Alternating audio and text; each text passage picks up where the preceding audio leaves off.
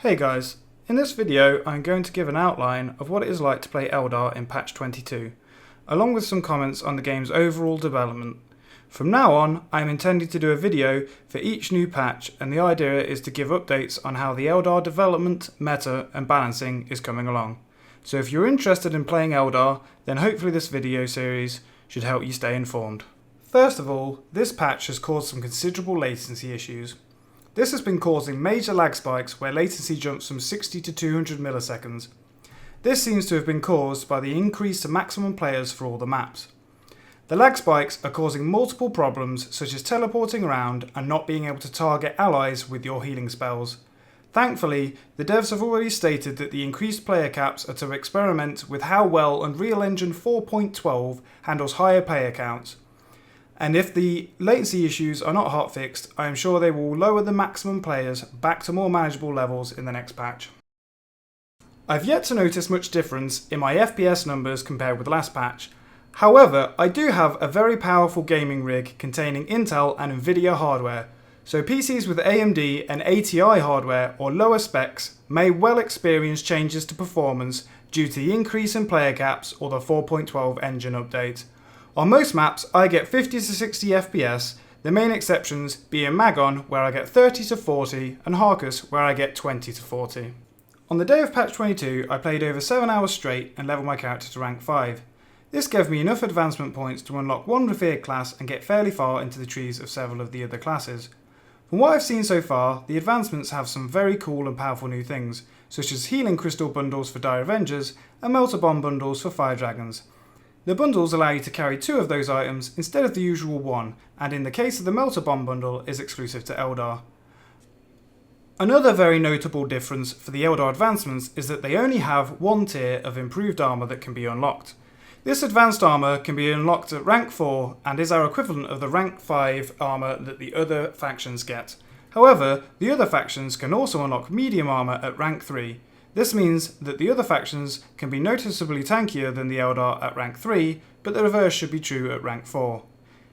Also, it is worth noting that from what I've been told, the additional squad leader standards that can be unlocked through the advancement trees are not currently working. Patch 22 has introduced revered classes, which are available via the advancement system once your character has reached rank 5. The revered classes get 1400 loadout points compared to the standard 1000, but they can only be spawned 3 times per battle. For example, you could spawn a revered Scorpion once and a revered Hawk twice, then you would only be able to spawn standard classes for the rest of the battle. This respawn limit, combined with the fact that the revered classes have to be created as one of your 5 custom loadouts, means that you will have to be very picky about which revered classes to use. For example, if you unlocked 5 revered classes and wanted to have the choice of using any of them during a battle, you would only have the preset class loadouts available to you once the 3 revered spawns have been used. Unfortunately, the Dire Avenger and Warlock revered classes cannot currently be used because their maximum loadout points are set to 0. However, the other aspects all have the intended 1400 points. For the most part, the extra 400 loadout points seem best spent on things like the Burning Rune, which is a piece of war gear that grants plus 40 armour at the cost of 400 loadout points. This extra survivability helps you make the most of the limited revered spawns by making you harder to kill.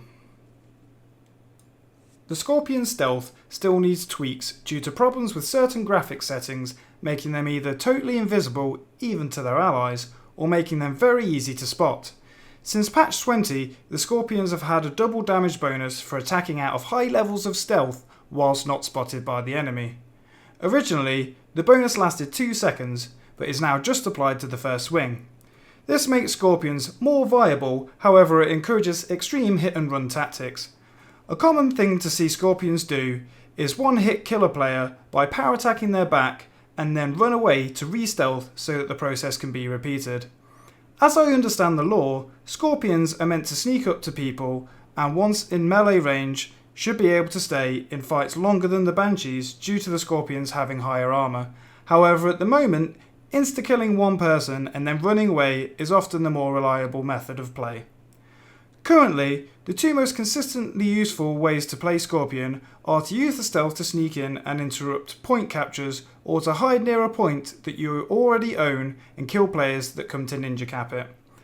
Unfortunately, this is generally a very boring way to play, because you spend most of your time sat there waiting for an enemy to show up and hoping that he does not bring too many allies with him, or that when you go for the interrupt, you do not get spotted due to the graphical issues with the stealth system. As with all classes that are capable of taking them, I make sure to equip the Scorpion with the fusion pistol, because having all your custom loadouts be capable of doing vehicle damage is very powerful.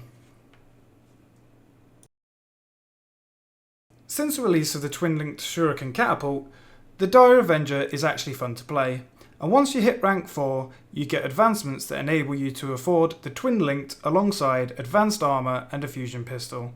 However, if you are not high enough rank to get the loadout point reductions, then you will need to take a Shuriken pistol if you want to use the twin with advanced armour. Some players prefer to take the Shuriken pistol in general so that they can afford consumables and grenades, but if used correctly and in combination with a squad mate, the fusion pistol is incredibly powerful. Above all else, make sure to take the twin linked over the single Shuriken catapult, because currently the twin is better in every way and is most effectively used whilst hip firing for the head. The fusion gun is incredibly good at killing vehicles and will often be all you need to quickly kill them. If extra damage is required, you can always stick a melter bomb on the vehicle, although doing so is still difficult if the vehicle is moving. As has been the case since their release, the best way to play the Fire Dragon is as part of a squad running the Burning Wing, which is when you use a Wave Serpent to drive Fire Dragons up to enemy vehicles so that they can jump out and quickly kill them. At the moment, the Dark Reaper is all about the Shuriken cannon, which is currently very good at both anti-infantry and anti-vehicle. Personally, I believe that all factions like machine gun style heavy weapons should have their vehicle damage significantly decreased, because as things stand, there is currently little reason to use any of the slow firing heavy weapons. The issue with the Reaper launcher's Starshot missile bouncing off quad cannons and vehicles has been fixed, so it is back to being the best option for destroying them from long range. I would recommend using the Dark Reaper preset for this, because due to the Star Swarm missiles still being lackluster, having a custom loadout for Reaper launcher feels like a waste. The Tempest launcher is currently best used at short to medium range to shoot enemies that are stationary. However, this is very situational because it cannot be braced, so you cannot fire downwards over cover. The mortar works best when shot at groups instead of single targets.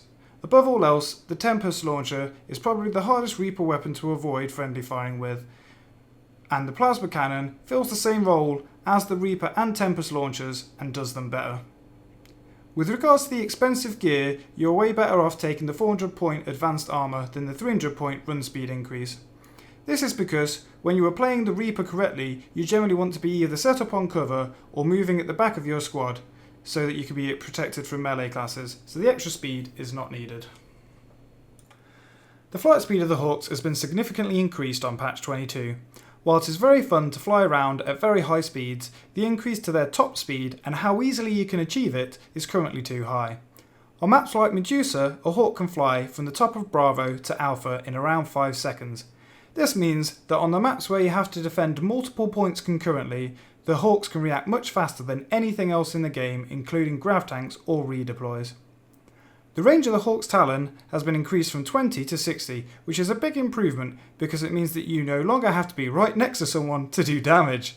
The Talon is currently better than the Las Blaster and Sun Rifle because despite having a lower rate of fire, its shots do more damage at both short and medium range and have higher penetration. The Hawk's ear grenades currently do too little damage and are way too difficult to aim. However, the Haywire grenades immobilise vehicles whilst also doing good damage to them. At the moment, 8 Haywire grenades to the rear will kill a Rhino.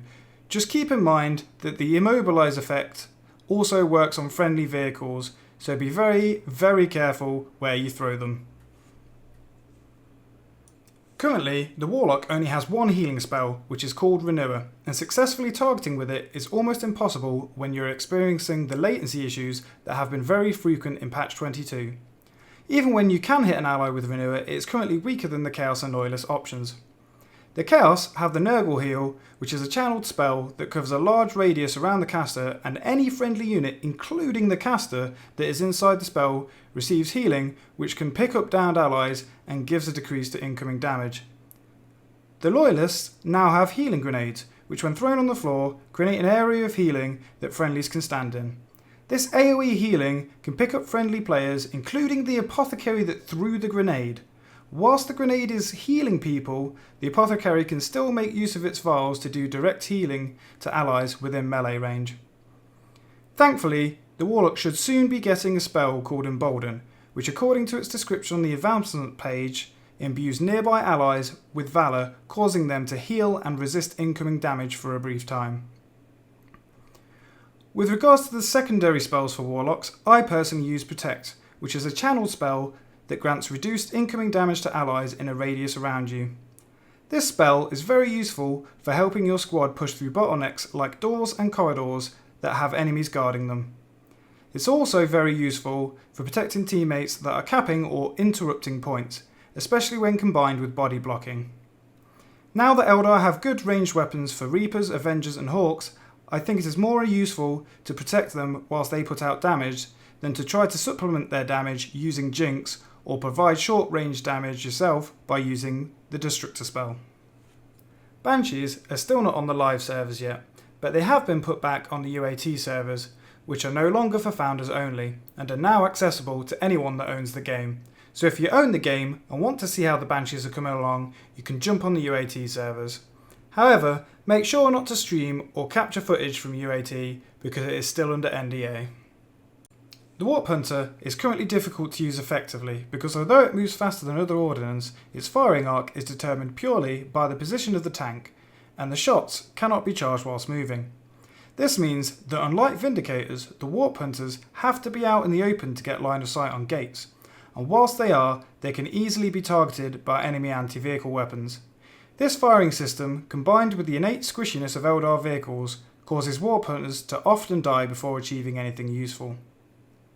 On a similar note, the firing system for the Falcon also makes it pretty useless because the charge time required to fire the gun makes it hard to consistently hit a target whilst you are moving. Also, even if you are accurate with the Falcon, Predators can out DPS you anyway and can easily keep their aim on you even when both vehicles are moving. In contrast, the Wave Serpent is incredibly strong at the moment and is basically filling the roles of transport and tank due to its twin-linked shuriken cannons currently doing ridiculously good damage to vehicles. This combined with it being easy to aim whilst moving means that enemy vehicles simply cannot escape a Wave Serpent that is chasing them. And if the enemy vehicle decides to stand and fight, then they are likely to have a Fire Dragon jump out of the Wave Serpent and nuke them in no time at all. Overall, this patch is another step in the right direction for Eldar. Now that the effective range of the Hulk's Talon has been increased, they have joined the Dire Avengers and Dark Reapers in having a weapon that is good at short to medium range. This is a huge improvement over the days when Hawks had yet to be released and Avengers only had the single shuriken catapult, which still is in dire need of improvement. Currently, we are still waiting for the effectiveness of melee options to catch up to our ranged, which should hopefully not take too much longer thanks to the ongoing tweaks to Scorpions and the imminent release of the Howling Banshees. Currently, Eldar are in the best place that they have ever been. We still haven't quite caught up to Loyalists and Chaos in terms of overall balance, but we are getting close. Cheers for watching. If you enjoyed the video, please like, subscribe and check out my Twitch channel, because over the next few weeks I'll be giving away Eternal Crusade Steam keys during live streams. And as always, I'm just nipping to the loo. I'll be right back.